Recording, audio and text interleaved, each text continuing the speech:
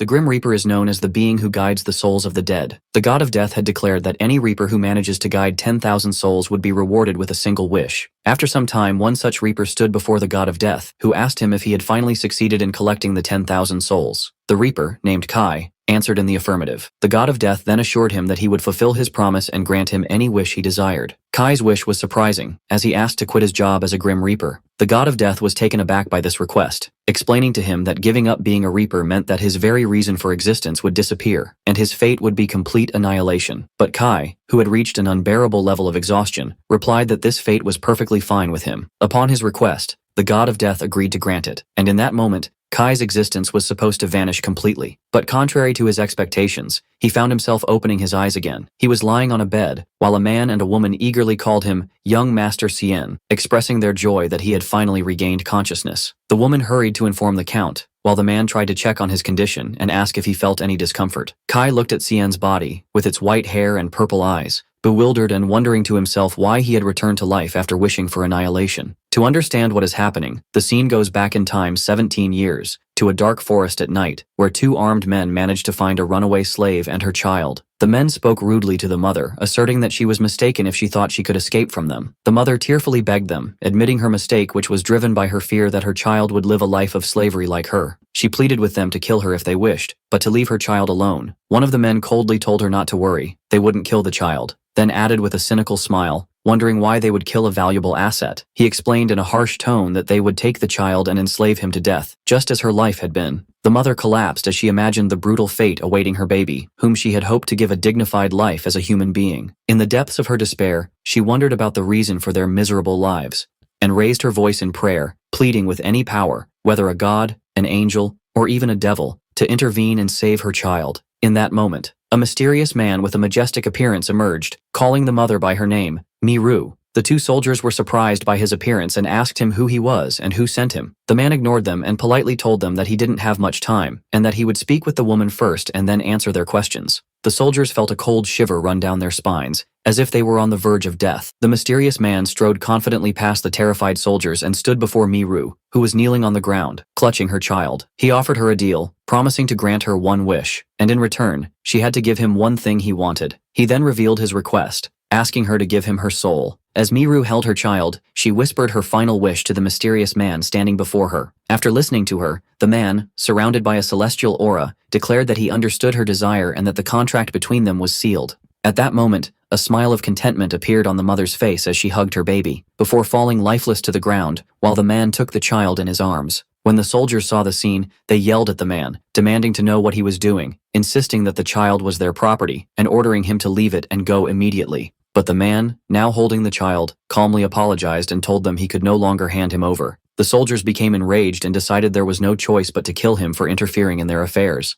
and they rushed towards him to attack. But before they could reach him, they suddenly froze in place, discovering with horror that they were unable to move their bodies. The man then calmly stated the second rule of the Grim Reapers, which stipulates that whoever interferes with his work, he has the right to kill them. The soldiers panicked as their bodies began to move against their will, and they screamed, begging him to stop. By an unseen force, they were compelled to point their swords at each other, and in moments they delivered fatal blows to one another while screaming for him to stop. After the soldiers fell, the man stood holding the child, looking at Miru's lifeless body. A faint light emanated from her body, which was her soul, and ascended towards the sky, as the man told us that this was the 9,999th soul he had collected. He looked at the baby, who was extending his small hand towards his face, and muttered to himself that he had taken on a troublesome wish, then walked away, realizing he didn't have much time left. 16 years later, a young red-haired girl called out to someone as Appa and asked if he was home, and a voice from inside replied that he was. The girl, named Jazeth, entered carrying a basket and complained that Kai didn't greet her warmly. Kai replied coolly, asking if he looked like an old man who couldn't hear well, assuring her he could hear her even if she called him softly. He then added that it was illogical to greet her warmly every time, especially since she visited him several times a day. Jazeth protested, saying anyone else would be happy to have her visit and would welcome her warmly, so Kai coldly suggested she go to them then. Jazeth became flustered and told him that's not what she meant, finally admitting she just wished Kai would show her more affection. Meanwhile, Kai was busy carving a wooden statue, ignoring her words. Joseph threw herself on the sofa, but Kai immediately scolded her, ordering her not to lie down before washing her hands and feet, which made her complain that he was a very strict person. He then asked her why she was visiting. She told him that her mother was not well and that her left arm had been hurting since last night and was still bothering her even after waking up.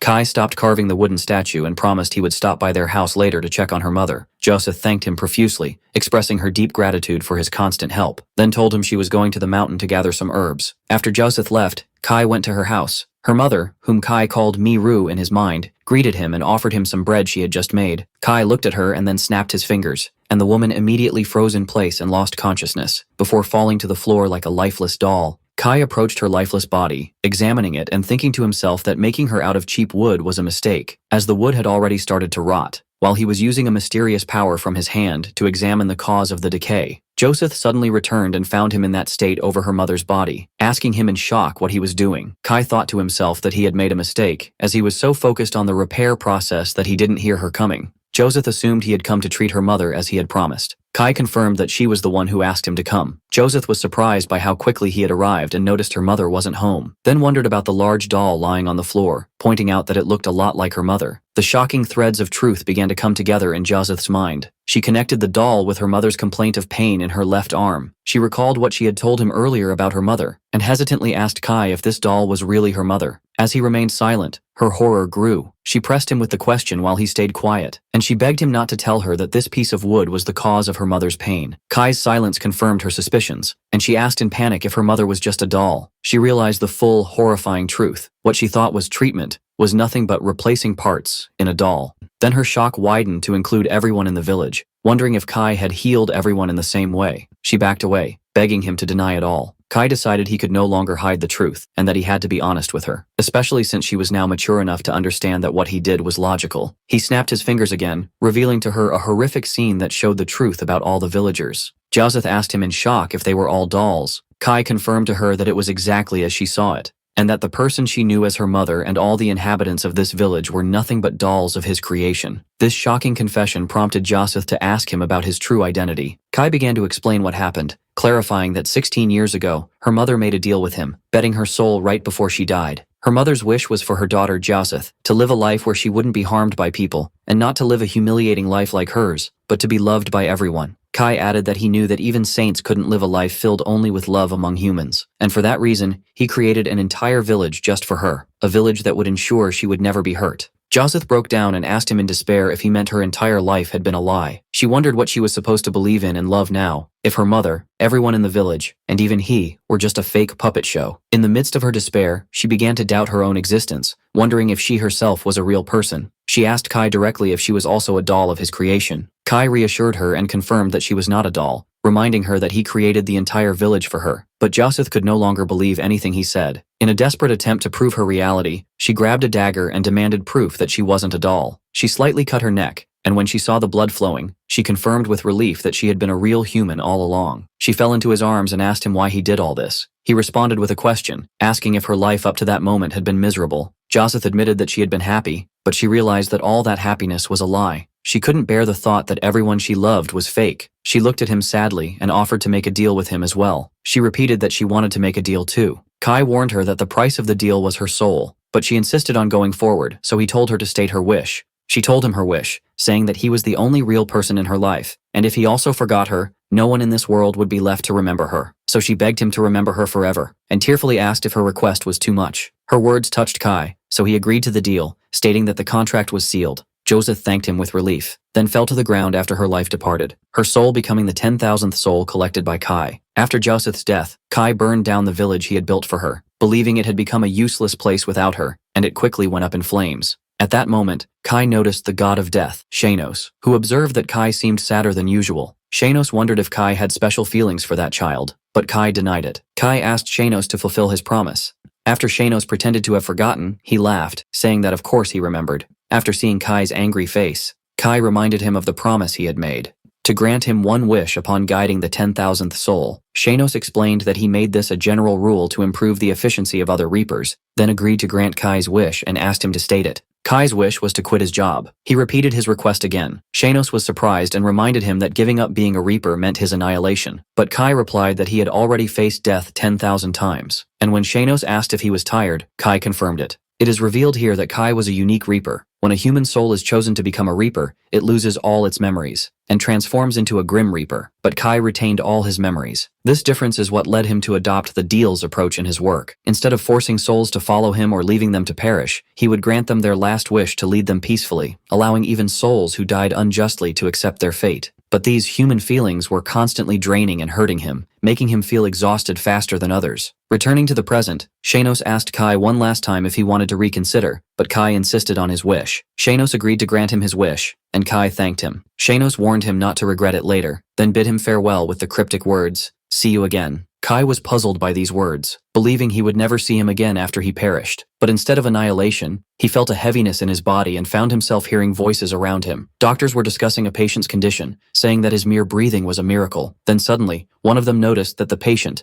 named Cien, had moved. Voices rose in the room, and someone announced that the young master had opened his eyes. Kai woke up in the body of a young nobleman, confused and wondering about his identity as he looked at the people gathered around his bed. While the doctor was assuring those around Cien's bed that his life was not in danger despite his injuries, an angry man with white hair attacked him and grabbed him by his clothes, calling him a pathetic son and asking how he could do this without thinking of their feelings. Another young man tried to stop him, telling his father that Cien was still sick, while the father wondered if his son ever thought about them at all. Kai, now in Cien's body, interrupted the man's outburst to ask who he was. Everyone was shocked by his question, so Kai repeated his inquiry about the man's identity and why he had suddenly hit him. After this incident, the doctor concluded that Cien had lost his memory due to a severe blow to his head. When Cien's father, Count Shuritan, asked about a cure, the doctor replied that there was no solution but to wait for his memory to return naturally. His older brother, Lucian Shuritan, then asked if there were any other problems, and the doctor reassured him that Cien's physical condition was surprisingly good and there were no life-threatening injuries. Kai realized at that moment that he had entered the body of this person named Cien, and concluded that the one responsible for all this was the god of death, Shanos.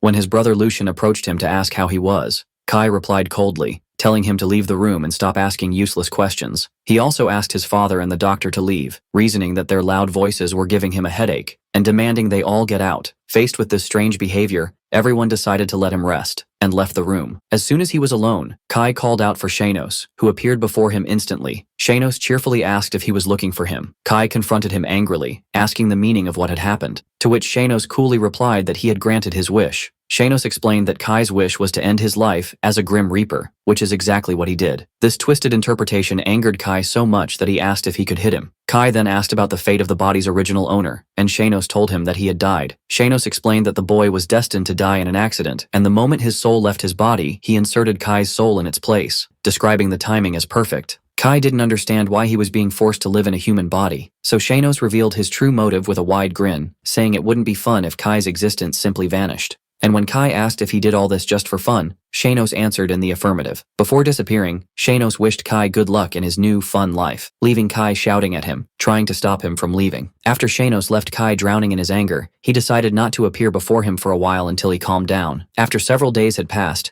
Kai was still angry because Shanos didn't appear even when he called him, so he decided to cut ties with him completely and go his own way. During his stay at the mansion, Kai noticed something that caught his attention, which was that all the servants trembled in fear and avoided looking at him whenever they saw him. This led him to conclude that the original owner of the body, Cien, must have been a detestable and abusive person. One day, he saw a young maid, the same girl who had been bringing him his meals, trip while carrying a bucket of water, and fall to the ground. The girl, named Paik, was overcome with intense terror and began to apologize hysterically as if expecting a terrible punishment. Kai approached her and asked her why she had such a fearful expression on her face, causing the girl to scream in sheer terror. It becomes clear through a flashback that Cien Shuritan, the second son of the Count, was known for his angelic beauty in his youth, but his true nature didn't take long to emerge. Records revealed his cruelty. He had burned the eyes of a maid just because she dared to smile at him when he was only 11 years old. Since then, many servants who worked for him suffered injuries, disfigurements, and beatings that nearly killed them, and it was common for them to be fired in a pitiful state. Because of this cruelty, everyone nicknamed him the Little Demon of the Count's House.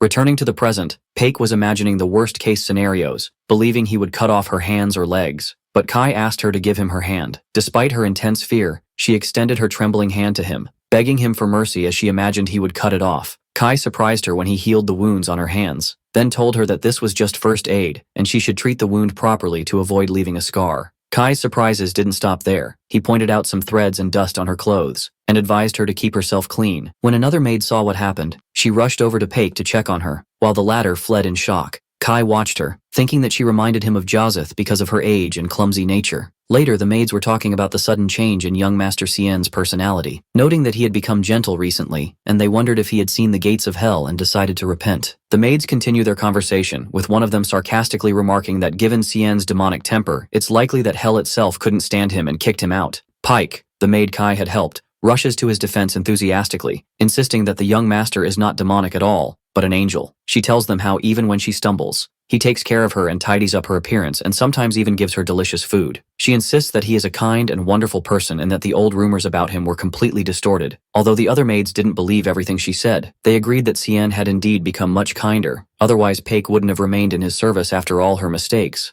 Kai was listening to their conversation from a distance, which confirmed to him that his former personality, Cien, was indeed evil. He decided to change his location to avoid being seen by anyone, or it would be a problem. Afterwards, he wandered through the beautiful and well-maintained mansion garden, admiring the intricate sculptures and the meticulous care of the garden. He found some wood for carving in a sunny spot, and sat in the warm and pleasant place to begin carving a piece of wood, recalling the memory of Joseph and her love for the spring season. Suddenly, an old gardener appeared and apologized for forgetting to clean the area, but he froze in place when he saw the statue Kai had just finished, which was a perfect replica of Joseph. The gardener was mesmerized by the precision and beauty of the statue, wondering about the identity of the skilled sculptor who made it. Kai looked at the statue and vowed to himself that he would never forget Joseph in this new life, however long or short, thus fulfilling his final promise to her. That evening, Count Shuritan was in his office, surprised by the large number of nobles who had confirmed their attendance at the small social gathering he was organizing. His aide explained that the reason was a rumor that the former Duke Farhan would be attending the party, which astonished and shocked the Count.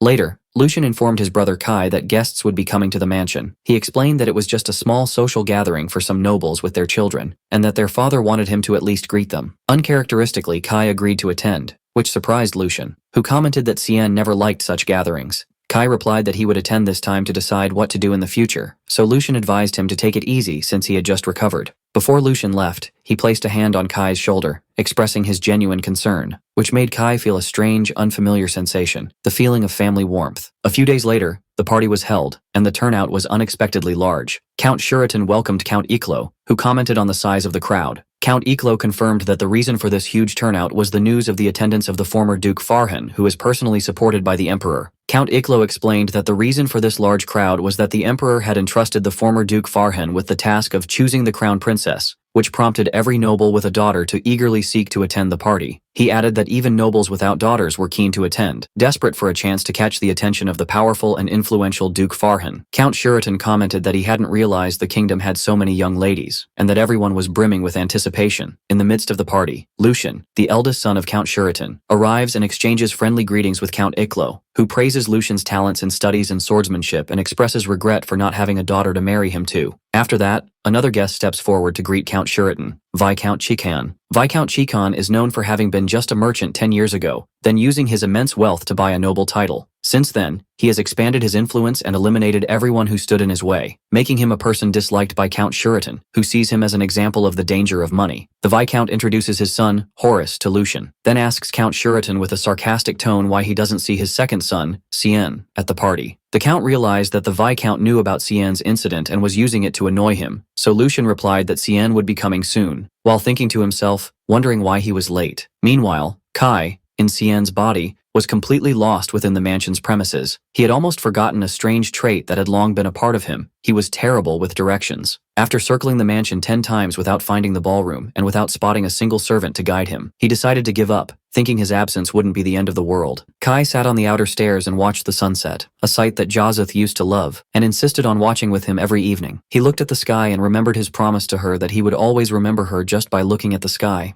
At that moment, an elderly man approached him and asked what he was doing alone in this place. Kai replied sharply, wondering if the man was old because he was asking a question he already knew the answer to, as it was obvious he was watching the sunset. The man was impressed by Kai's wit and sharp tongue, and admitted he had approached out of curiosity because Kai's gaze at the sunset seemed incredibly deep, deeper than that of an old man who had lived for decades, which was strange for a young man in his mid-teens. The man rephrased his question, inquiring why a young man was sitting alone in sorrow, to which Kai answered frankly, "I got lost." The man assumed Kai was one of the guests, but Kai denied it, and shocked the man when he revealed his identity, saying, "I live here. I am the second son." The old man was surprised that Kai, Count Shuritan's son, had lost his way in his own house.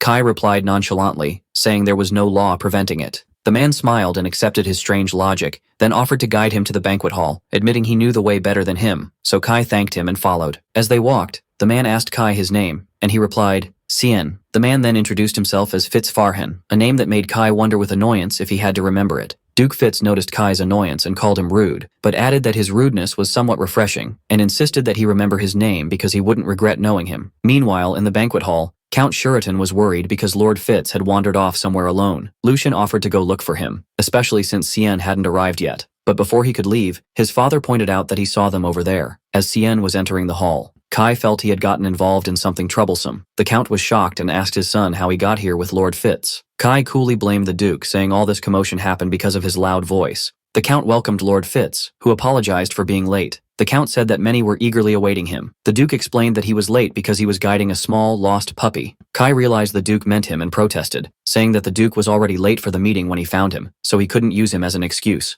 This response angered the Count, who scolded his son for speaking rudely to Lord Fitz, and offered his deepest apologies to the Duke, admitting he had failed to raise his son well. But the Duke laughed and said he wasn't bothered at all. In fact, he was enjoying himself for the first time in a while thanks to this boy who made his way to the hall not boring. This response left the Count and Lucian bewildered. Lucian stepped forward and formally introduced himself to Duke Fitz, who began to observe the two brothers. The Duke recalled the famous rumors about the Count's sons. One was talented, and the other was a little demon who only brought trouble, but he found that the troublemaker he met today was nothing like the rumors. The Duke realized that although he couldn't judge a person from a brief encounter, his long experience allowed him to read men's characters through their words, actions, and the look in their eyes. He concluded that this boy, Cien, possessed an immense and unusual power, so much so that he himself could not measure it. The Duke turned to his friend, the Count, and praised him, saying he had raised his son exceptionally well. The Count was surprised by this praise. He was used to hearing praise for Lucian, but praise for Cien was a rare thing. After that, the Duke asked the Count to give him some time to discuss a matter in private. As Duke Fitz was about to speak with the Count, Viscount Chikhan interrupted him, trying to introduce himself. The Duke coldly ignored him, saying he had never heard that name before and doubted any noble family carried it. This disregard angered the Viscount, who pointed out that the Duke might be out of touch with current affairs due to his distance from politics. The Duke agreed, adding sarcastically that the older he got, the less he wanted to be involved in politics because of the abundance of arrogant fools, in a clear reference to the Viscount. At this insult, Horace, the Viscount's son, stepped in and accused the Duke of being rude, which the Duke questioned,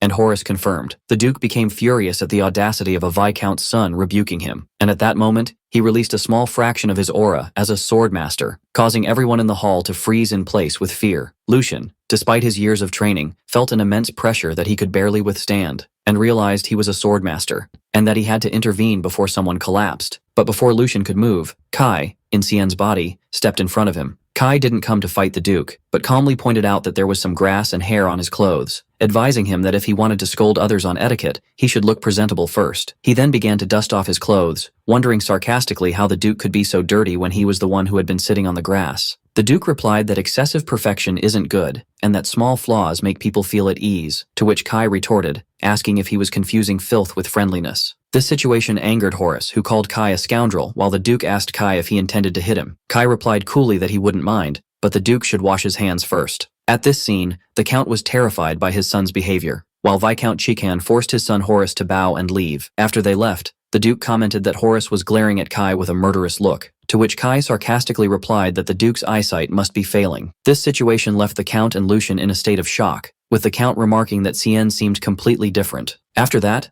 the Duke regained his seriousness and asked the Count for a quiet place to talk. As they were walking away, Lucian called out to his brother and asked with concern if he was okay after being exposed to the swordmaster's aura. Kai reassured him that he was fine for now. This simple answer deeply moved Lucian, who felt overjoyed and thought to himself how nice his brother was, and how he had spoken to him normally without hatred or disdain for the first time in a long while. Remembering that his little brother was his most precious possession, the last gift his mother had left him, Lucian reflected on their relationship. He remembered how he had wished they could be close since childhood, but the inferiority complex Cien felt towards him caused his personality to become more twisted over time. As the hatred grew in Cien's eyes whenever he looked at him, Lucian found no choice but to give up on trying to get closer. Lucian was overjoyed that he could now be by his brother's side in a comfortable atmosphere, so much so that he was almost happy that Cien had lost his memory. And when Kai, in Cien's body, announced he was going back to his room. Lucian felt disappointed, thinking his brother was avoiding him again, and that his hopes were just an illusion. But Kai stopped, suddenly grabbed his wrist and apologized,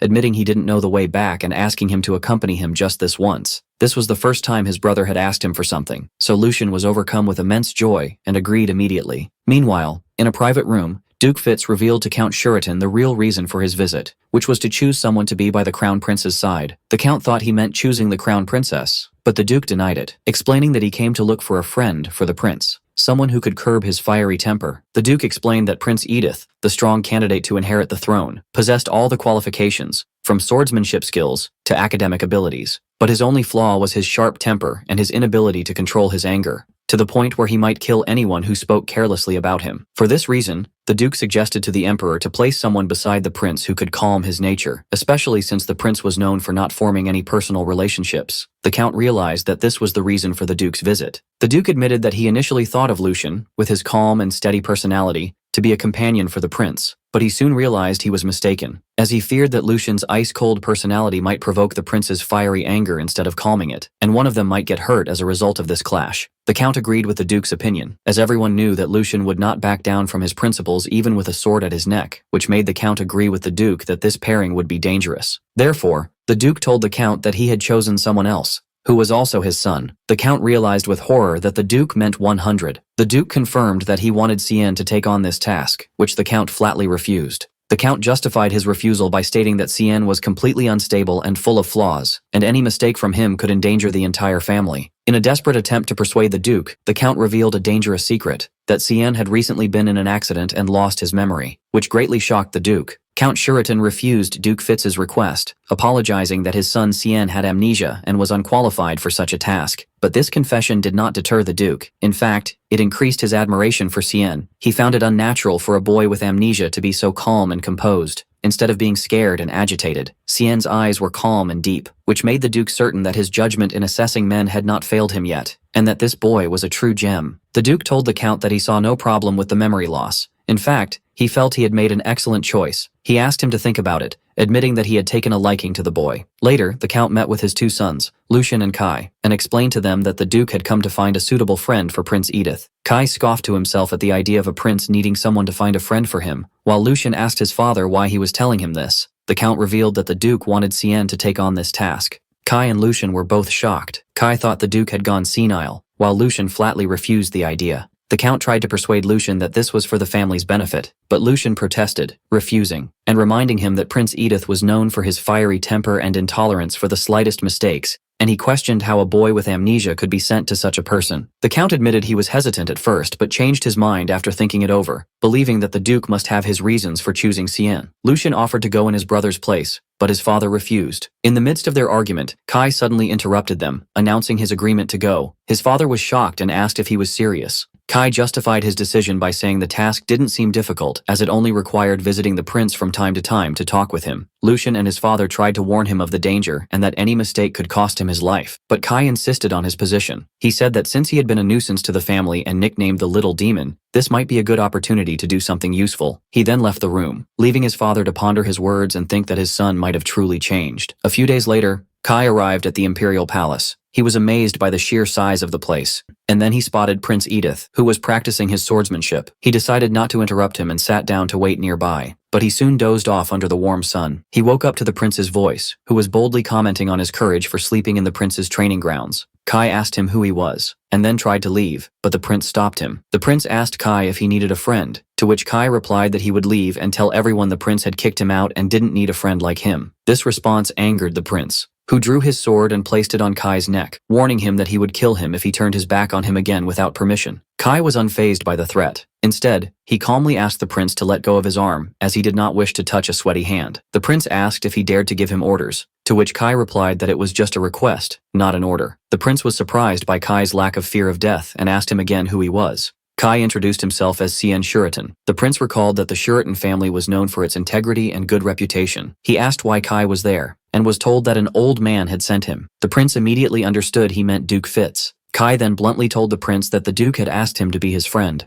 but added that it didn't seem like the prince needed a friend, so he would leave. The prince stopped him again, reminding him of his previous threat. Kai calmly asked if he was planning to kill him. The prince noticed that Kai treated the idea of death with levity. The prince decided he didn't need a friend, but it was improper to send back someone Duke Fitz had sent, so he told Kai to follow him. The prince took Kai to the library. Kai showed no objection to the books, and even considered the place comfortable since he wasn't on an official visit anyway. The prince was surprised when Kai sat far away from him and started reading a book. He was actually observing Kai, expecting that he, like other noble sons, would try to flatter him to win his favor, and that this disregard was just a strategy to get his attention. But 3 hours passed, and Kai didn't lift his eyes from his book, as if he had completely forgotten the prince's existence. The prince felt deeply insulted. This was the first time anyone had treated him with such disregard. He decided to see how long Kai could continue to sit in silence, beginning a silent test of wills between them. After some time, the prince put his foot out, causing a servant carrying tea to trip and almost fall. But before he could hit the ground, Kai used a mysterious and invisible power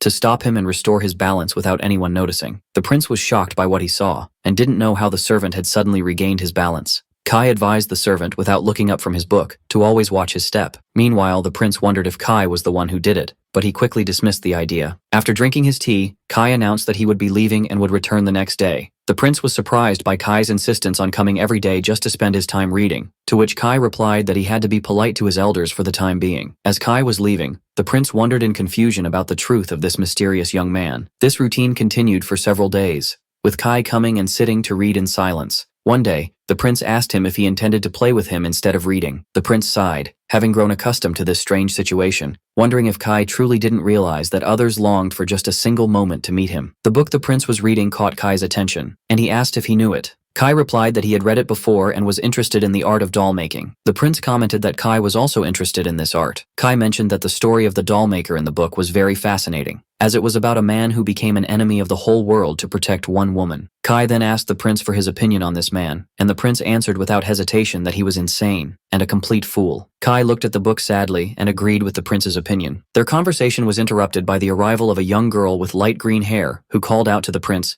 "Edith, my brother." The prince greeted her warmly, and it turned out she was his only sister, Princess Rini. The princess said she came just because she felt like seeing him, and then she noticed Kai and asked who he was. Kai introduced himself as Cien, son of Count Shuritan. Princess Rini approached Kai, touched his face, and remarked that he was even more beautiful than women. It is narrated that Princess Rini was very much loved by the Emperor and Prince Edith, and thanks to this power supporting her, she was known for acting recklessly and without fear. Although Kai knew nothing about all this, from this brief encounter, he was certain of one thing about her. After meeting Princess Rini, Kai concluded to himself that she was the type of person one gets tired of knowing. He then gave her a slight bow and turned to leave, completely ignoring her. The princess was shocked by this disregard, especially since she had just praised him, and she shouted angrily while calling for her brother, Prince Edith. The prince told her she had to understand, as this was how Cien treated even him. This astonished the princess. Rini explained that when her brother is angry, she can't deal with him either, and what her brother hates most is being ignored. This situation piqued Princess Rini's curiosity. She found it surprising that Cien could ignore her brother the prince and get away with it, and she decided to keep him under her watch. Later, Cien returned to his room in the Shuritan mansion, where he found his brother Lucian with another young man. Lucian welcomed him and introduced his friend, Cliff. Cliff smiled sarcastically, confirming that Cien had indeed lost his memory, and suggested they reintroduce themselves to each other. Cien introduced himself, and Cliff laughed, surprised that the demonic boy was greeting him. Lucian scolded him for his words. Lucian then invited Kai to sit beside him, and began to ask about his day with concern, which made Kai comment that he was like a mother with his excessive worrying. Kai noticed something strange about Cliff, and asked Lucian if he was close to him, to which Lucian replied that they had been friends for a long time. At that point, Kai decided to offer Lucian some advice, explaining that when one clings too much to the dead, their souls find it difficult to leave the world of the living. He added that if they die unjustly, their souls remain stuck beside those they trusted in life, as if pleading for their grievances to be resolved. Cliff was shocked and asked Kai what he was suddenly talking about, and if he meant that child. Kai replied that he didn't know which child was meant, but he was sure that someone close to Cliff had died a very unjust death. In that moment, Kai felt the cold, emotionless gaze of a grim reaper. Cliff asked Kai in a panic how he knew about that person's death, and if he had investigated him, which was strange for someone who didn't even remember his own name. Cliff rephrased his question, "How did you know there was a dead person near me?" Kai realized he had gotten involved in something and quickly made up an excuse, saying that since his near-death experience in the recent accident, he had become able to see the souls of the dead. Lucian showed his concern for Kai. Kai explained that when he first saw Cliff, he saw a soul stuck around him. Cliff asked him in shock if he had seen Justin's form. Kai denied it, explaining that he only sees a mass of light, a dead soul, and doesn't know if it's a boy or a girl. He then added a terrifying truth, which was that he could also see the Grim Reaper waiting to take that soul. Cliff refused to believe Kai's ridiculous story, to which Kai coolly replied that it was up to him whether to believe it or not. But he added one last piece of information, explaining that a soul that refuses to follow a Grim Reaper is destined to fade away after a certain period. Therefore, the best solution for a soul that died unjustly and is clinging to the world is to resolve its lingering regret so it can depart peacefully. At this point, a concerned Lucian asked his friend Cliff what was happening, reminding him that Justin was his little cousin. Cliff confirmed this and began to tell the story. A few months ago, his uncle, Count Devlin, suddenly collapsed due to chest pains and his health did not recover easily. As a result, his eldest son, Justin, was chosen as the heir to the title. But a month ago, Justin suddenly disappeared. The family thought he had run away out of fear of shouldering the responsibility of the title, especially after a letter from him was found in which he confessed his lack of confidence in his ability to lead the family. As a result of his disappearance, Pellison, their cousin from their uncle's second marriage, became the center of attention and support. But Cliff believed that the Justin he knew was not weak enough to abandon his duties and run away, and he was certain he would return. But now, after hearing Kai's words, he was terrified by the thought that his cousin might be dead. Kai commented that the story seemed clear from his perspective. Cliff asked if he suspected his aunt, his uncle's wife, and Kai pointed out that the scenario was common: a half-brother, and the eldest son who has the right of succession. Cliff passionately defended his aunt, saying that Aunt Ija was not that type of person, and that she always treated Justin like her own son, so much so that Justin would boast about her every time they met.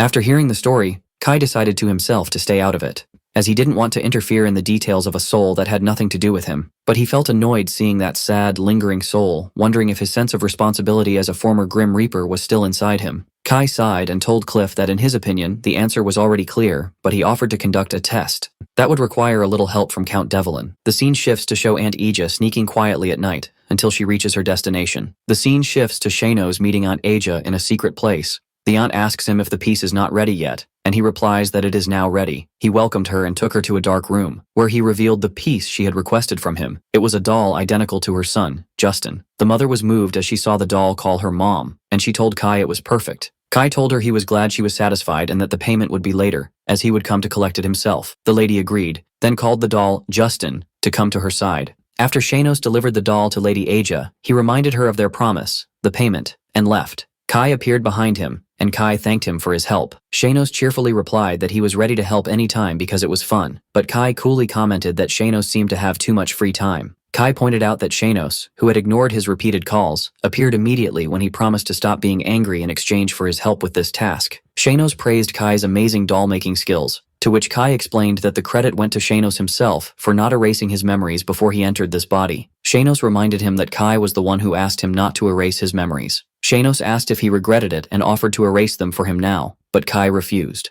saying that remembering what happened for the rest of his life was the punishment he imposed on himself for being a pathetic fool. Shanos mocked him, saying he held a grudge, to which Kai replied that he chose annihilation to stop doing such pathetic things, and wondered who insisted on bringing him back to life. And when Shanos jokingly threatened to show him the meaning of a real grudge, he suddenly changed the subject and commented on how beautiful the weather was, even though it was raining, which made Kai think he should have cut ties with him completely. Meanwhile, at the Devlin mansion, the servants and Lady Ija gave the returning Justin, the doll, an extremely warm and emotional welcome, as his aunt hugged him tightly and asked where he had been all this time. The aunt expressed her gratitude for his return, and the servants praised Lady Ija for being a good mother, who loves Justin very much even though he is not her biological son. In another room, Aunt Aja was thinking evilly about the Count's will, vowing that she would not give up. Back at the Imperial Palace, Princess Rini was asking her brother, Prince Edith, if Cien had come today as well. The prince jokingly asked if she missed him, and she got angry and vehemently denied it. The prince noticed that his sister, who always acts formally in front of others, returns to her normal girlish self in Cien's presence. Rini then accused her brother of being the one waiting for Cien, because he wasn't used to visiting the library daily. The prince denied it, but admitted he was curious to know why someone who used to come every day had suddenly stopped coming. Rini then asked him if he had heard the news. She revealed to him that Cien had lost his memory. The prince was shocked by this news, so Rini explained that she did some investigating after Cien acted arrogantly towards her, and discovered he had recently been in an accident and lost his memory, and that the news was confirmed by the servants of the Shuritan mansion. The prince was bewildered, wondering how someone with amnesia could be so calm and composed. He asked his sister for details about the accident, and she replied with a smile, asking if he was curious. Princess Rini continued to tease her brother, Prince Edith, telling him that if he was curious about Cien's accident, he should investigate it himself, and that she wouldn't tell him easily as punishment for teasing her. Then she left him, in a state of anger and frustration. Meanwhile, at the Shuritan mansion, Cliff rushed to Kai, and excitedly told him that Justin had indeed returned, just as he said. Cliff was in disbelief, wondering how this could happen, but Kai, who was reading a book, calmly reminded him that he had asked him not to ask any questions. Cliff remained confused, wondering if the returnee was truly Justin. Cliff couldn't contain himself and grabbed Kai, demanding answers. But Lucian intervened and asked his friend to stop because he was bothering Cien. Kai repeated his warning that he would not allow any questions on this matter. After that, Cliff explained the plan that Kai had devised. Kai had suggested they ask Count Devlin to write a will with a specific content, that all family assets would go to Justin, but if he did not appear, they would all revert to the state. Initially, the Count refused to write such a will, but Cliff convinced him it was just a way to find Justin. Kai's prediction was that if the ant was the culprit, Justin would return, but he would be someone else in his form. Lucian admitted that when he saw Justin actually return, he was confused and didn't know how to accept the situation. Cliff continued to struggle to understand the situation. Kai told him not to think about it too much, but to focus on the final result. He explained that their goal was to find out why the soul stuck around Cliff had died, who had killed it, and to ensure it was peacefully guided to the Grim Reaper. Cliff thought about the goal, and was convinced that what mattered now was not the identity of Justin's look-alike, but finding Justin's real killer. Before Cliff left, Kai warned him again not to touch his body with unwashed hands, or he would regret it. Cliff laughed nervously, thinking about how Cien's personality had changed. He no longer looked at them with a hateful gaze but had become detestable in a different way. The scene shifts to Aunt Ija contemplating the Justin doll, admiring its precision and ability to move. She recalls how she felt lost after the will was announced, believing all her plans had collapsed, until someone came to her in secret. This person was the doll maker, Shanos, who told her he could make a living doll identical to the image she desired. And although she thought it was ridiculous, she accepted his offer because she had no other choice. She was surprised that the result was so satisfactory, a doll indistinguishable from a living human. And while no one is watching, the doll calls Lady Ija Mom. The lady grabs his chin harshly and tells him in a cold tone not to call her by that name when they are alone, because it disgusts her, thus revealing her true face as a murderer. Lady Ija continued her cold conversation with the doll that resembled her stepson, Justin. Despite her annoyance at his identical voice, which startled her every time, she once again ordered him not to call her Mom. But the doll, as if possessed by Justin's real soul, began to ask her with tears streaming down its face. "Why did you do that to me, Mom?" Lady Ija was shocked and wondered how a doll could shed tears. When Justin tried to touch her, she moved away from him in horror and screamed at him not to touch her, then fled the room in a panic, determined to go to the man who made the doll. She arrived at Shanos' secret workshop. Lady Ija frantically told him that something was wrong with the piece, as it was shedding tears and looking at her with hateful eyes. Shanos calmly replied that such things happen sometimes, and explained to her that souls who don't realize they have died can sometimes inhabit a doll that resembles them. The lady was horrified, realizing that Justin's soul had indeed returned to haunt her. Shanos told her there was a way to hide that soul, which was to find the body. He explained that she must make the soul realize that the doll is not its real body, and that it has, in fact, died. The only way to achieve this is to find Justin's original corpse and burn it. Ija became tense when she learned that this would force her to exhume Justin's body. Following Shanos' instructions, Lady Ija sent her men to search for the body. After finding it, she ordered them to hurry and show her the body, insisting they had no time to waste. Her men were surprised because the corpse had not decomposed at all, and looked as if Justin were still alive. Even stranger, they noticed that the stones tied to the body were different. Whereas they had tied several small stones, they now found a single large one. But Lady Ija, who had no time for these strange details, ordered them to hurry up and burn the body. As they were about to commit their crime, Kai suddenly appeared. He addressed them, saying that after committing the great sin, murder, they were now trying to commit the sin of concealing a body. Kai asked them if knowing his identity would change anything. Lady Ija ordered her men to deal with him, but before they could harm him, Lucian intervened with his sword and saved him, warning them that any further step towards his brother would mean their death. Then Cliff appeared, sarcastically adding that they would all die anyway. Lady Ija was shocked to see her nephew Cliff, and asked him how he got here. Cliff told her he could no longer call her auntie, expressing his disgust that she could kill Justin, who was loyal and loving to her. Cliff demanded to know why she committed this heinous crime. Lady Ija broke down and screamed, confessing that she did it because she hated him so much. She explained that she hated the way her husband, Count Devlin, showered only Justin with warmth and love, while ignoring her son, Pelison. This resentment made her wish for death, and she hated Justin for monopolizing his father's love to the point she wanted to kill him. She claimed she couldn't bear to see her son grow up deprived of his father's love, and if she couldn't give him that love, she at least wanted to give him the wealth and status of the Count. She insisted she did it all for her son. Cliff confronted her with the truth of her motives, explaining that Count Devlin treated Justin kindly because he felt sorry for him for losing his mother at a young age. He coldly told her that people don't usually commit murder out of jealousy for affection their children didn't receive, and that ultimately she killed Justin to satisfy her own greed and avarice. When Cliff tried to grab her to bring her to justice, Kai stopped him and asked him to wait a moment, then called for someone to come out of the darkness. Everyone was surprised by the appearance of Pelison, Lady Ija's son. His mother asked him in shock what he was doing there, and the shocking confession came from Pelison himself, as he said that he was the one who killed Justin. Pelison explained that his mother was not the killer, and that he was the one who killed his brother. His mother thought he was trying to cover for her, but he insisted that he came out because he could no longer hide his sin. He began to recount what happened on that fateful night. He had seen his mother go out late at night, felt suspicious, and secretly followed her. There, he witnessed his mother and her men throwing his brother into the lake. But after his mother left, Justin crawled out of the lake, having managed to cut the ropes with a knife he found at the bottom. When Justin saw his brother Pelison, he asked him for help. But at that moment, a terrifying thought occurred to Pelison. If his brother returned alive, it would be over for his mother. And of course, his own future would be over too. In that moment of fear and hesitation without realizing it, he snatched the knife from his brother's hand and stabbed him to death, then tied the stone to his body again and sank him in the lake. Pelison collapsed, screaming his confession, "I'm the one who killed him." After Pelison's confession, his mother, Lady Ija, tried to protect him, insisting that she was the murderer, while he continued to confess his guilt to clear her. But suddenly, Lady Aja's despair turned into a bloody decision. She decided that it didn't matter who the killer was, as long as she could get rid of everyone there, it would be as if nothing had happened. She called for her hidden men to come out and eliminate everyone, but the ones who appeared were not her men, but Prince Edith and his soldiers. Lady Ija was shocked, and the prince declared that both murder and attempted murder are serious crimes,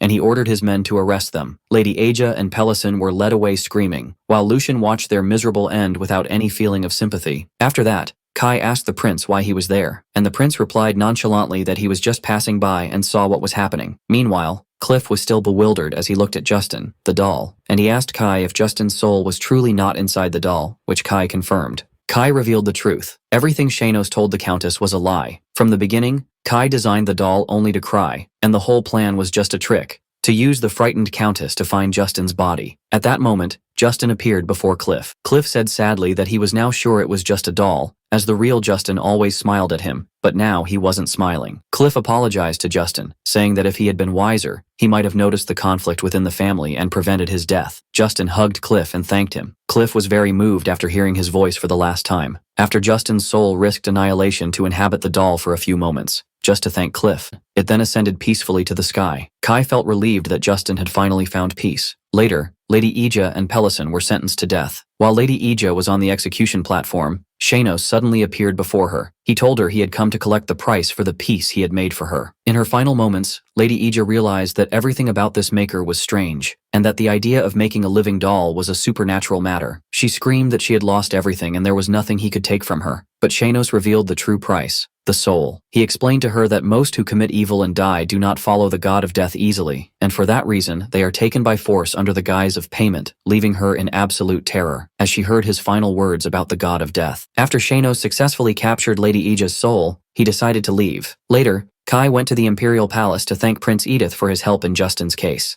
The prince received him arrogantly, commenting on the long time it took him to come, and then directly asked him about the truth of that thing he saw on the day of the incident. After the prince ordered him to answer, Kai explained that the Justin who had returned was just a doll. The prince was surprised how a doll could move on its own, so Kai explained that it was made using the doll magic mentioned in the book he saw him reading. When the prince asked him about the location of the doll maker, Kai feigned ignorance, saying he was someone who doesn't stay in one place and that he wasn't close to him. The prince expressed his regret over that, noting that people generally don't have a good opinion of doll magicians, but he sees things differently. He mentioned an old story about a single doll magician who managed to annihilate an entire army, and how these stories sparked his interest in their power and his desire to recruit such a magician if one were nearby. Kai changed the subject and asked the prince how he arrived at the crime scene that day. The prince became flustered, as the truth was that he was heading to the Sheraton mansion to see Kai, saw them leaving, and secretly followed them, but his pride prevented him from admitting it. So he stuck to his first story and insisted it was just a coincidence. Kai gave him a pitying look, realizing he was lying, and commented that he was better at reading people's expressions than he expected. The prince started to feel foolish whenever he spoke with Kai. The prince was bewildered, not understanding why Kai chose to do that, despite his nature and personality. The prince then returned to asking Kai about his memory loss. He asked if he remembered nothing about the incident he caused, and when Kai confirmed, the prince asked if he wasn't curious to know what happened. Before he could tell him, Kai interrupted, saying he didn't want to hear it from him. But at that moment, Princess Rini appeared, and offered to tell him the truth about the incident herself. Kai realized there was no escape from hearing the story, So the princess told him the shocking truth. It is said that he jumped from a building of his own free will. Kai was shocked by this revelation. Later, the princess was complaining to her brother about Xian's indifferent reaction to the news of his suicide attempt, and how she had put so much effort into investigating in the hope of breaking his composure. The prince told her that her actions were like those of children, who annoy the person whose attention they want to attract. The princess got angry and denied it, but she pointed out that he too pays a lot of attention to Xian. At that, the prince admitted to himself, hating to do so, that he was very interested in that mysterious young man. Prince Edith and Princess Rini continued their conversation about Xian. The prince admitted that there was something that worried him about Xian, explaining that he doesn't seem like the type to attempt suicide. Even if someone loses their memory, their basic nature doesn't change. He added that Xian seems like the type to face his problems and solve them, not run away from them by ending his life, which Rini agreed with. The prince also remembered the angry expression on Xian's face on the day of the incident at the Devil Mansion, and wondered about the reason for that anger. Meanwhile, Kai was thinking about his predicament, angry at Shanos for putting him in the body of a person full of problems. Although he had decided to ignore the matter of the original Xian's suicide attempt, he began to worry that the reason that drove Xian to despair might still exist and could affect him as well. Therefore, he decided to at least understand the circumstances surrounding the incident. Kai went to his father, Count Shuritan, and asked him directly why he jumped. The Count was surprised that his son knew about it, but Kai coolly replied that what mattered was knowing the reason, not how he found out. Kai said he had a rough guess that he was a person full of resentment towards the world. Kai asked him another question. Where did he wake up after the incident? Was it in this house? The Count answered no, revealing that the place where the incident occurred was Goethe Academy. Kai began to analyze the new information. He initially thought that Xian's feeling of inferiority and resentment towards his brother Lucian was the reason for his suicide attempt. But the incident happening at the academy and not at home suggested there was another reason. As he was walking in the garden thinking, he heard the sound of carving, and found the old gardener he had met before. Kai noticed that the gardener looked tired, and soon the man staggered and almost fell from exhaustion. Kai rushed to help him, and the gardener was surprised to see young Master Xian. Kai advised him to rest in the shade because working under the hot sun had affected him. When Kai disappeared for a moment, the gardener wondered where he had gone. Then Kai returned with a basin of water. Kai explained the importance of drinking water in the summer, and the gardener thanked him, who could never have imagined that a day would come when he would drink water brought to him by the young master himself. When Kai suggested that the gardener take the rest of the day off, the man hesitated, saying that the lady was about to return. Kai began to wonder about the identity of the lady the gardener had mentioned, concluding that she must be the lady of the Shuritan mansion, whom he had not seen even once. The gardener explained to him that the lady takes great interest in the garden and always wants to see it looking different and new, which is why a new garden must be completed before her return, leaving him no time to rest during this season. The gardener then hurried to assure him that he meant no offense, and that the lady was a refined person and the problem lay in his own shortcomings. Kai thought to himself that gardens change naturally with the seasons, and that the desire for only artificial and showy changes was a strange taste. He concluded that although he had not met her, he could guess her personality type from this method of tormenting her subordinates. At that moment, Kai heard the maid urgently calling for him. The maid, Pike, arrived panting, and eagerly told Kai that he must hurry back, because the lady had returned. Indeed, the lady, a countess with long dark blue hair, had arrived and was greeted by her eldest son, Lucian. She exchanged superficial words of praise with him, saying he looked healthy thanks to his excellence, and began, in an indirectly joking manner, to hint and wonder who was the reason her eldest son had such qualities. She answered herself that he must have inherited this excellence from her because she was his mother, which made Lucian feel uncomfortable as he always did with her. The countess then turned to talk about Xian, feigning concern after hearing about his accident. When Kai arrived, he saw them together. She ran towards Kai and grabbed his hands, expressing her extreme worry for him and that she wished she could have been by his side during his illness. Kai noticed how her facial expressions changed in the blink of an eye. The countess scolded Kai for not greeting her and asked if he had forgotten her as well due to his amnesia. She then began to blame him for choosing to jump from the building and worrying everyone, and for thinking of throwing away the life she had given him. Lucian tried to stop her,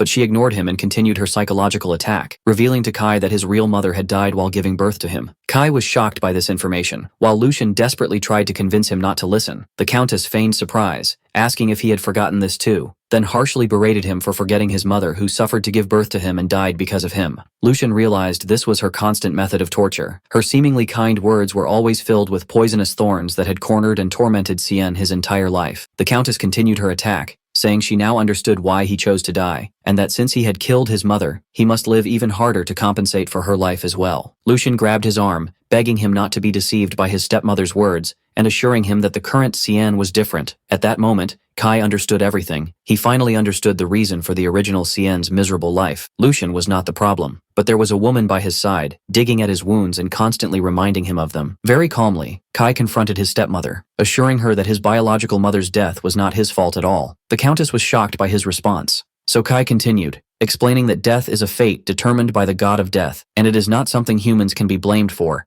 and that he is fully aware his mother did not die because of him, so there was no need to repeat this lie. The Countess became enraged, as she was not used to Cien talking back to her this way. Previously, he would be in pain and run away crying whenever she confronted him with these words. She changed her tactic, feigning happiness and saying that his deceased mother would be happy that he thinks this way and would not regret dying for him. Kai agreed with her, then asked her an awkward question. If she had to choose between her life and her son's life, would she choose herself? She became flustered and answered that of course she would choose her son, to which Kai replied that his real mother would have done the same. The Countess realized that Cien was no longer the fragile boy she knew, and that his memory loss had completely changed his personality. At that moment, Lucian burst out laughing with sheer joy. When his mother asked him why he was laughing, he apologized, saying that what Cien said was something he had wished to hear from him for a long time, and that he laughed out of extreme happiness. This further angered the Countess, who scolded Lucian for his response, and accused the two brothers of ganging up to mock her, and threatened to tell their father. Faced with this situation, and after her reputation had been shaken in front of the servants who were watching the scene, the Countess announced she was tired and would withdraw to her room, but she vowed to herself to get revenge on Cien. After she left, Kai commented that he hadn't said anything funny, but Lucian assured him that he was happy, and that it was the happiest day of his life. Later, in a meeting with his father, and Kai announced his decision to return to Gotha Academy. His father was shocked and asked why he wanted to go back there, to which Kai replied that he should at least get his graduation certificate. Lucian begged him to stay, but Kai insisted, saying he had matters to investigate there as well. The Count agreed to his decision, considering it the first time his son had made a decision for himself, and that he now had the strength to decide his own affairs. When he asked him about the departure date, Kai replied that he would leave the next day, which further shocked Lucian. After Kai made up his mind, he reassured his brother Lucian, who understood his decision, and asked him to stop overreacting. The next morning, Lucian found that his brother had already left, leaving behind a short note that read,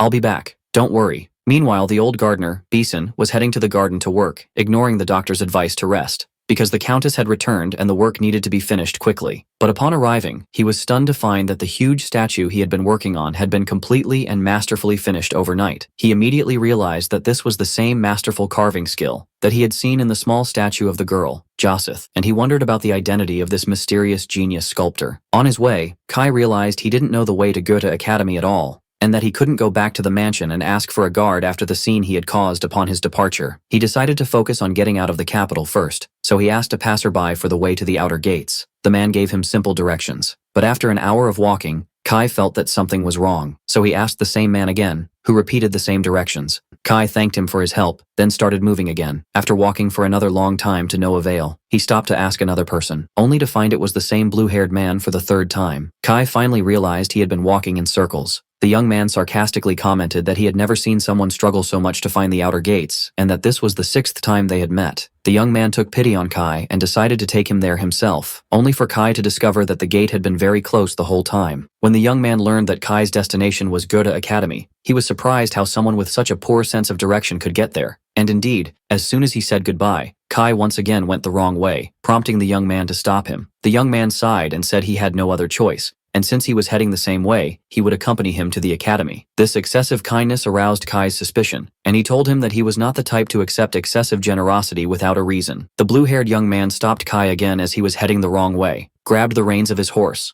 and told him that he would accompany him since they were going in the same direction. Although Kai understood that the young man was trying to guide him without admitting it, he decided to follow him because he was completely lost. They rode together on their horses in complete silence. The young man thought to himself how Kai was treating him as if he didn't exist even though he was guiding him, and that he had a special talent for annoying those who helped him. He wondered why he continued to help him even though he was annoying. He concluded that he was doing it because he seemed so weak and helpless that he feared he might one day find him lost on the other side of the continent if he left him alone, remembering a previous encounter they had in their childhood. Nevertheless, he found Kai's self-confidence and direct attitude to be interesting. When they arrived at an inn, the innkeeper, Tina, welcomed them and asked if they wanted one room. They both quickly asserted that they were not together, and then Kai requested separate rooms, meals, and bathwater. Tina explained that she was getting ready to serve them. After showing the young man and Kai to their rooms, she returned to prepare their food. Troublesome men appeared and started looking for her, causing a commotion. Tina tried to hide from them, because her father had asked her to, to avoid them destroying the place. The blue-haired young man and Kai appeared behind her and distracted her by pretending to be hungry. Tina moved to prepare their food, and the troublemakers rejoiced when they saw she had finally appeared. Tina apologized to Kai and the young man for the lack of space in her tavern and asked them to share a table. But one of the troublesome men grabbed her violently. Tina asked him to let her go, but he continued to harass her. Her father tried to defend her, but the assailant pushed him hard and knocked him to the ground. The assailant then grabbed Tina again. While she screamed for help, the blue-haired young man intervened in the brawl, grabbed the assailant's wrist, and calmly asked him to let the girl go so he could eat his food. The assailant thought this young man was wishing for death, and since he was eager for a fight, he decided to grant him his wish. Kai's cold comment that the assailant wouldn't enjoy the fight puzzled the man. The young man grabbed the assailant and told him that he doesn't look for trouble, but he doesn't run from it either. Then he crushed his hand with great force, making the man scream in pain. The assailant's companions were shocked by this unexpected strength. As one of them tried to attack him from behind, the young man skillfully revealed a dagger and cut the attacker's hand, advising him to be grateful it wasn't his right hand. At that moment, the assailant recognized the identity of the blue-haired young man from his fighting style using 2 daggers and his incredible speed. He screamed in terror, asking if he was Jaren of the Black Mercenary Guild. Jaren is known as a legendary figure who rose to the rank of an S-class mercenary using only 2 small daggers. And despite his friendly appearance, he is famous for his cruelty and ruthlessness. The assailant realized he had picked the wrong person to antagonize, and in a desperate attempt, he decided to attack directly. But he suddenly passed by Jaren, and Kai appeared behind him, putting a knife to his neck. Jaren hadn't yet realized that the attacker's only concern was to take a hostage. In a moment of confusion, the attacker managed to grab Kai and use him as a hostage. But Kai, instead of being scared, very calmly asked the kidnapper a strange question. Isn't it customary when taking a hostage to choose a woman or an elderly person? He then wondered why he chose him, and if he looked weaker than that girl. The kidnapper was stunned by this bizarre question, and ordered him to be silent. Kai explained that he was not enjoying this situation at all, and that the thing he hates most in the world is being touched by someone. With a light touch on the kidnapper's arm, Kai used his knowledge of the body's pressure points, causing the man excruciating pain that made him drop his weapon and fall to the ground, writhing. Jaren himself was shocked that a simple press could cause so much pain. Kai explained that the human body has weak points that can be fatal with a light touch, and advised the collapsed kidnapper to choose his hostages more carefully next time. Tina was amazed at how a handsome-looking person could overcome a huge mercenary in an instant. Jaren then turned to the rest of the assailants and asked them if they wanted more. After Kai and Jaren easily defeated the assailants, Kai coolly asked the remaining men if they wanted more, or else they should leave. The men fled in terror, apologizing for the disturbance. As Kai was sitting at the table, Jaren was impressed with him, realizing he wasn't just a quiet and stubborn young master as he initially thought. Kai told Jaren that there was no need for them to sit together since they were not travel companions, but Jaren insisted that they eat together. Jaren insisted that he was the one who felt lonely and asked Kai to eat with him. Kai reluctantly agreed, admitting to himself that Jaren had helped him get here safely and he couldn't just coldly ignore him. As they were sitting, they realized they didn't know each other's names yet, so the blue-haired young man introduced himself as Jaren, and Kai replied that he was Sien, and they shook hands. As they resumed their journey, Jaren asked Kai why he was going to go to academy. Kai replied that he had his personal reasons and asked him not to worry. Jaren told him that the headquarters of the Black Mercenary Guild was also located in the capital, so he could take him to the academy. He then asked him about the skill he used at the inn to subdue the huge mercenary with just 2 fingers. Kai vaguely answered that he learned it naturally a long time ago. But the truth, as he recalled to himself, went back to his old days when he began learning the art of doll making. In order to perfectly create a living doll, he had to study the human body in depth, not just by reading all available books, but also by buying corpses and dissecting them. Through this study, he naturally learned all the weak points and pressure points of the human body. But he decided not to tell Jaren all of this. They continued talking together for a long time until time passed quickly. When they arrived at a village called Abli, where they planned to spend the night, Kai suddenly stopped with a look of horror in his eyes. Kai had seen a clear vision. On that day, all the inhabitants of this village would die. At the village inn, Kai was absent-minded, so Jaren asked him if they really had to stay there. Jaren pointed out that the sun had set, and the next village was half a day away, meaning leaving now would force them to spend the night in the open. Jaren spoke to Kai with a curious tone, noticing that his face had been troubled for a while. Then he asked where he was going. Kai replied that he was just going out for some fresh air. Jaren asked Kai to let him accompany him, but Kai calmly explained that he preferred to go out alone to think about something, and there he saw what confirmed his vision. The village was teeming with grim reapers. Kai wondered why he should care about this, as he was no longer a reaper and had no responsibility. He decided that all he had to do was leave early in the morning, but as he was about to return to the inn, a little girl grabbed his clothes. While Kai was lost in his thoughts, a little girl interrupted him and offered him a piece of candy. Kai asked her why, and she replied that she saw he looked sad. The little girl, whose name was Miru, explained that this candy helps her when she's sad. Then her mother called her and she hurried away. Kai felt sad for the innocent girl's fate. After she left, Kai decided to return to the inn, but he realized once again that he had lost his way. Jaren suddenly appeared, so Kai asked him how he found him. Jaren replied that he followed him, because he expected he would get lost. And he was right. Jaren led Kai back to the inn, and then took a shortcut, which made Kai notice that Jaren knew the village well. Jaren explained that he had visited the village many times on business missions, and then instead asked Kai if he had a family. Jaren replied that his entire family had passed away. Kai asked him a direct and shocking question. Did they all die on the same day? Jaren was shocked and confirmed that they had died in an accident when he was young, and asked Kai how he knew that. Kai apologized for his curiosity, saying it was just curiosity. Later that night, Jaren sneaked out of the inn wearing a cloak, but Kai intercepted him in a dark alley and asked him why he was going out. Jaren was surprised and asked him how he knew his whereabouts. Kai claimed he followed him because he seemed suspicious, but the truth, as he thought to himself, was that he suspected Jaren was the one who would bring death to this village, perhaps because of what happened there 20 years ago. Kai's suspicions were confirmed. Jaren was that child he had met 20 years ago. Kai, with his memory as a former Grim Reaper, recalled the details of the tragic incident. He had visited this village 20 years ago because of a terrible plague that was spreading. The villagers, who depended on travelers for their livelihood, were afraid that news of the plague would destroy their economy. So they committed a horrific crime. They took Jaren's family, who were the first to be infected, and buried them alive to hide the matter. Jaren's family had sensed their tragic fate and secretly sent their young son, Jaren, the only one who was not infected, out of the village to save him. But the little boy saw everything and witnessed the murder of his entire family at the hands of his neighbors. Kai continued to narrate Jaren's tragic story, explaining how that little boy witnessed his parents and sister being buried alive by the villagers. The boy fled to save his life, but he returned years later with his heart burning with hatred and a desire for revenge. His plan was to poison the well and kill everyone in the village. Returning to the present, Jaren admitted that everything Kai said was true and that what he was doing was just revenge, but he asked Kai again how he knew all this. Kai explained that sometimes, if a dead soul wishes for it strongly and gets permission from the god of death, it can stay beside its loved ones to protect them. He pointed out that the luck Jaren had so often in his life, including their frequent encounters, was no coincidence, but thanks to the guardian spirits of his family who were guiding and protecting him. Kai said to Jaren, speaking of the large village, that perhaps his family's last wish was to stay close to him, the boy who lost his family at a young age. Jaren didn't believe this story, so Kai told him that his family had appeared to him in a dream and told him everything. Jaren got angry and refused to believe this nonsense, insisting that he had lived for more than 10 years waiting for his moment of revenge. Kai tried to persuade him to change his mind, warning him that if he killed all these people, he would live the rest of his life hearing their horrifying screams. He asked him if he truly believed that revenge would bring him happiness, and then offered to tell him an old story about a man's revenge. Kai began to tell his own story, without revealing his identity, speaking of a man who had a lover more precious than his own life, but others considered her a bad omen and tried to kill her, so the man fought the whole world to protect her. But in a moment of carelessness, his lover was killed. From that moment on, the man's revenge began. He killed everyone who participated in her death until he drowned the world in blood. And when Jaren asked what happened to that man after he completed his revenge, Kai replied that he looked at the world he had destroyed with his own hands and chose death. Kai told Jaren that he wouldn't stop him, but he wanted to clarify one truth. Revenge does not lead to happiness or liberation, but to more misery and a horrific connection to the past. These words affected Jaren, who began to doubt the desire he had held onto for so long, and he wondered if this was the end he wanted, or what his family would have wished for him. When Kai saw his confusion, he offered to leave the matter to him. He asked him to take the poison and keep it, and to give himself time to think. He promised him that if, after careful consideration, he decided that revenge was still more important than his happiness, he could come back to him, and he would give him the poison without a word. Jaren agreed, and handed the poison to Kai. In return,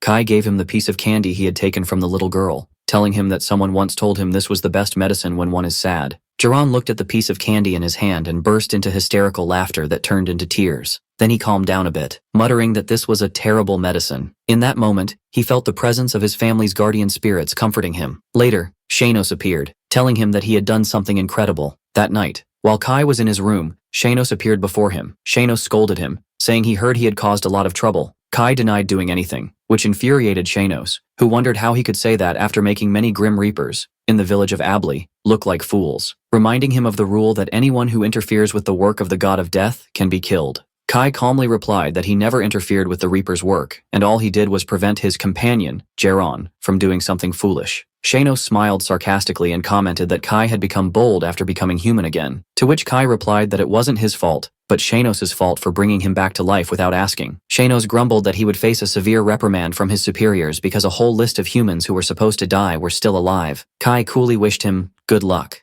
which further annoyed Shanos, who called him a rude bastard before disappearing. Deep down, Kai knew the magnitude of the sin he had committed by preventing human deaths, and realized that Shanos was being lenient with him, so he thanked him in a faint voice. Shanos returned and asked Kai in a somewhat reproachful tone to treat him better next time. A few days later, Kai and Jaron finally arrived at Goethe Academy. Kai was impressed by the sight of the academy as if it were the first time his eyes had fallen upon it. Jaron asked Kai why he returned to the place where it was said he had jumped from a building. Kai replied that he wanted to know why he had tried to kill himself, because he couldn't remember anything no matter how hard he tried. He added jokingly that there was no need to worry. Even if he felt the urge to die again, he would stay alive. Jaron was reassured when he noticed that Kai was in a good enough mood to joke. When it was time to say goodbye, Jaron offered to help Kai anytime, asking him to visit the headquarters of the Black Mercenary Guild if he needed anything. Kai thanked him for bringing him to the academy. But Jaron replied that he was the one who should be thanking him, because he had prevented him from letting his hatred take control of him. After Kai's arrival at Goethe Academy, the scene shifts to Count Shuritan's office, where he was examining an investigation report on Viscount Chikon. The Count explained to his son Lucian that there were many things that didn't seem logical about the Viscount. He had appeared in the Empire 10 years ago as a merchant who bought his title with money, but the source of this immense wealth that enabled him to build a power base so quickly remains a mystery, especially since he was just a nameless peddler. The Count told his son that he couldn't uncover anything, and worse, everyone he sent to investigate the Viscount had disappeared. This increased his suspicion that he was hiding a dangerous secret. The conversation then turned to Cien, with Lucian expressing his constant worry for his brother. The Count tried to reassure him that Cien had changed and would be able to manage, but Lucian reminded him that he knew the truth about Goethe Academy better than anyone. Although Goethe Academy prided itself on having the best facilities and professors, its reality was completely different. Most of its students were nobles and members of royal families, and just gathering them in one place was enough to turn the academy into a battlefield, a place where conspiracies and betrayals thrived, where power decided everything, and the weak were mercilessly crushed. Lucian, as a graduate of the academy, knew this truth well and was worried because his brother, who had returned from it half dead the last time, was insisting on going back again, wishing him to hold on this time. Meanwhile, Kai was walking through the academy's corridors, hearing the students' whispers around him. They were expressing their displeasure at his return, saying he should have stayed dead, and calling him trash. Kai realized he had expected this reception, and that he was completely isolated in this place, when he tried to ask some students for the way to the headmaster's office. They ignored him and ran away. As he was perplexed, a young man with brown hair called out to him and offered to show him the way, although he didn't seem happy about it. In the headmaster's office, a fat man wearing a magician's hat greeted him with exaggerated enthusiasm and told him that he had received a letter from his father stating that Cien would be starting over after the accident that caused his memory loss. But the headmaster then asked a question that aroused Kai's suspicion, inquiring if there was anything else his father had sent with him. Kai replied that he thought the headmaster had already received all the news, which confused the headmaster, but Kai insisted on asking if there was something else he was expecting. But Kai told him that he had not brought anything else with him. The headmaster calmly told Kai that he could leave, reminding him to avoid causing any unnecessary trouble from now on, realizing that the man was expecting a bribe, a habit far from the Shuritan family, known for its integrity. At the door, he found the young man still waiting for him, who explained that they shared the same room and he was going to wait to guide him there. This young man was thinking about why he was waiting for Cien, as he didn't really like him. The original Cien was an annoying boy, strong against the weak and weak against the strong, and he always ignored and despised this young man for being a commoner. But he noticed that Cien had changed somehow after the accident. Kai interrupted his thoughts when he thanked him for waiting. The young man was completely shocked, wondering to himself how Cien could thank a commoner. This situation prompted him to ask if the rumor about his memory loss was true, which Kai confirmed. The young man now began to understand the reason for Cien's strange behavior and his not knowing where the headmaster's office was. As they headed to the dormitory, the young man asked Kai if he didn't remember the room either. Indeed, Kai was surprised by its size. The young man explained that the academy was famous for its good facilities and pointed to Kai's bed. He then asked if he remembered his name, and when Kai said no, the young man introduced himself as Kanto. Kai responded by introducing himself as well, which surprised Kanto again, as this was the first time Cien had introduced himself by name even though they had shared a room for a long time. Kanto asked Kai why he returned to the academy after leaving due to an accident. Kai answered clearly that he came back because he wanted to know the reason behind his suicide attempt, and that he had a feeling the reason was here at the academy. Kanto advised him that it would have been better to keep him away from the academy from the start. Kai added that facing and solving unresolved problems directly is the best way. Kanto was impressed by the courage of this response. Kai then asked him where the rags were, which confused Kanto, who didn't understand what he might need them for. Kai replied that he needed them for cleaning. The next morning, Kanto found Kai and asked him in amazement what had happened. He explained that when he woke up, he found Kai's side of the room sparkling clean, so much so that he could see his reflection on the floor, pointing out that although the original Cien was obsessed with cleanliness, he would never have thought of cleaning himself. Kai coolly replied that cleaning is a normal task, and if a person likes cleanliness, they should clean themselves. Kai added that cleaning was one of his hobbies, which further confused Kanto, who wondered if this was something nobles say.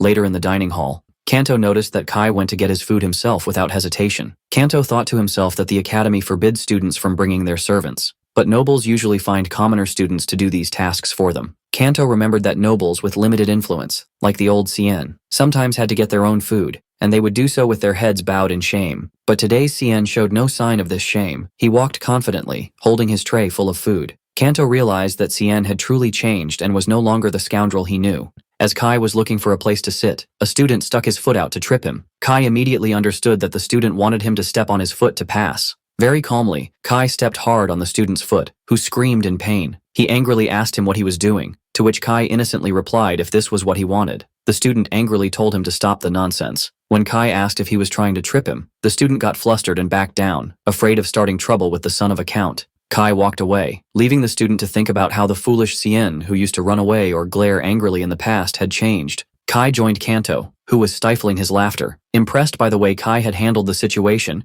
and felt that he would enjoy watching him in the coming days. Elsewhere, a student was telling his group's leader, Lord Elnis, about Cien's return. Elnis received the news with a sly smile, commenting that thanks to that bastard, he wouldn't be bored for a while. In the classroom, Kai found himself the target of the students' bullying as they continued to throw trash and papers at him. But when one of them threw a dirty rag at him, his patience ran out, and he threw it back at the person who threw it, quietly and menacingly warning everyone that if they threw dirty trash at him again, he would make sure they understood the meaning of true cleanliness. Before the situation could escalate, a new smiling professor entered the classroom, welcoming everyone. The professor entered the classroom and noticed the tense atmosphere, wondering why, as he was used to the students being happy to see him. The professor spotted Cien, and instead of welcoming him, he decided to embarrass him to celebrate his return, asking him to solve an extremely difficult math problem on the board. Meanwhile, Kai thought to himself that he had realized during his first day at the academy that no one approaches Cien with good intentions. The students mocked him, expecting his epic failure, and the student who had thrown the rag at him sneered, expecting him to fail because math was his worst subject. But Kai calmly walked to the board and solved the complex problem in seconds, leaving the professor and students in a state of shock and disbelief. The students couldn't understand how Kai was able to solve the problem so easily. His roommate Kanto asked him how he managed to do it when math was his worst subject, to which Kai coolly replied that he had studied a little after the accident. The troublesome student was amazed by this transformation. Cien no longer fell into traps, had become self-confident, and now he excelled in his studies as well. Elsewhere, a student was telling his leader, Lord Elnis, that Cien had changed. Others agreed, noting that his aura had completely changed, and that he had become strangely cold. But Elnis refused to believe it, thinking the accident had only made him lose his sense of fear, and that he would go back to crying and begging him as soon as he saw him. Elnis ordered his men to bring Cien to him next time because he needed to talk to him. Later, Kanto found Kai sleeping in the academy's garden, and asked him why he was sleeping like that. Kai explained that he was tired of dealing with everyone trying to start trouble with him. As they were about to return to the dormitory, Kai suddenly stopped, and said thank you to an invisible person, explaining that he was thanking them for letting him share the space. Kanto was confused because he didn't see anyone, but in reality, a mysterious person was watching from a distance, and was shocked that Kai was able to notice his presence, the first time he had ever been discovered. Back in their room, Kanto asked Kai about the other person sharing their room, noting that he hadn't come back last night either. Kanto continued his talk with Kai, warning him about their third roommate. He explained that this person is the most dangerous student in the academy, and that no student who angered him has graduated safely. He added that this student shows no mercy to anyone regardless of their status, and has committed many horrific acts of violence. Despite all the trouble he causes, the academy has taken no action against him, leading everyone to assume he belongs to a very influential family. Kanto advised Kai to avoid him completely because his personality is extremely bad. Later, as Kai was walking through one of the academy's corridors, a beautiful girl with long black hair passed by him. In that moment, Kai felt his heart pound hard, and he wondered if it was his heart, not his mind, that remembered this girl. He concluded that the original Cien who had died was likely in love with her, but he settled the matter in his mind, declaring that these feelings no longer exist now. Kai completely ignored her and walked past her without any interest, which surprised and shocked her. Kanto noticed the scene, and explained to him that the girl was Lady Emily Case, the only daughter of the Count Case family. He explained that the original Cien fell in love with her at first sight and used to follow her everywhere, while she despised him intensely, and this one-sided relationship was known to everyone in the academy. Kanto turned to Cien, expressing his relief that Kai had forgotten about it, and then urged him to hold on and stay strong. That night, Kanto was asleep in their room, while a young man with messy black hair snuck in through the window. Kai was awake and confronted him calmly, noting that his steps were too confident for a thief, but he had no murderous intent to be an assassin. The young man lay down on the empty bed, and Kai realized he must be their third roommate, and wondered why he was entering through the window instead of the door. The next morning, Kanto woke up and screamed in terror when he saw their roommate, Rocco. Kai calmly told him that Rocco had arrived last night and that Kanto was sleeping so soundly he didn't feel him. Rocco was annoyed by their noise and immediately ordered them to shut up. Kanto quickly apologized to Rocco for disturbing him. Kai looked at Rocco and realized he was the same mysterious person who had been watching him in the garden the day before. Kai noticed that Rocco looked exhausted and disheveled. Rocco sharply asked Kai what he was looking at. Kai coolly replied that he was looking at his messy hair and clothes. Kanto got nervous at Cien's bold reply and rushed to him, whispering in panic, reminding him that he had warned him not to get involved with this person. Kai ignored Kanto's panicked warnings and calmly asked their new roommate, Rocco, to use the door instead of the window in the future because entering like that at night was annoying. This comment angered Rocco, who grabbed Kai by his clothes while Kanto screamed in terror. But Kai, instead of being scared, put his hand on his head. Rocco didn't understand why he did that. Kai calmly apologized, explaining that he gets frustrated when he can't talk to someone while looking them in the eye, then suddenly changed the subject, saying it was time for breakfast. Kai invited Rocco to eat together, but Rocco told him to get lost, so Kanto asked Cien to stop provoking him. Kai ignored them and left, saying he would see them in class. Rocco was left bewildered, wondering about this strange young man. Kanto caught up with Kai and asked if he had lost his sense of fear along with his memory, reminding him how dangerous Rocco was and that the old Cien didn't even dare to look him in the eye. Kai sarcastically replied that he couldn't look him in the eye because his hair was covering them. In the dining hall, while Kanto was still trying to warn Kai, another student, Robin, interrupted them and told Kai that Lord Elnis wanted to see him. Kai pretended not to know him, so Robin got angry and ordered him to come to their club room right after class. After they left, Kai asked Kanto who Elnis was, and Kanto told him he was the person who had made the original Cien's life more difficult. Kanto began to tell the story. When Cien first enrolled in the academy, the students were interested in him for his striking beauty, but over time, due to his stubborn personality and inferiority complex, everyone gradually began to shun him. During that period, Elnis, the son of a duke who was like the absolute ruler within the academy, appeared. Elnis began to torture Cien cruelly, as if playing with a toy, which made the other students avoid Cien even more, and eventually, they went with the flow and started bullying him alongside Elnis, and Elnis was targeting Cien again, just when people's perception of him was finally starting to change. Kanto then tried to encourage Kai, advising him to eat well to gather his strength to face those bullies. Kai was touched by this sincere concern and smiled a faint smile, a simple gesture that caused a stir among the female students who were charmed by his smile. Kanto was flustered by the female student's interest in Kai, and whispered to Kai not to smile in that nonchalant way. Meanwhile, in the clubroom, Lord Elnis was waiting impatiently, angry that Cien had not yet arrived.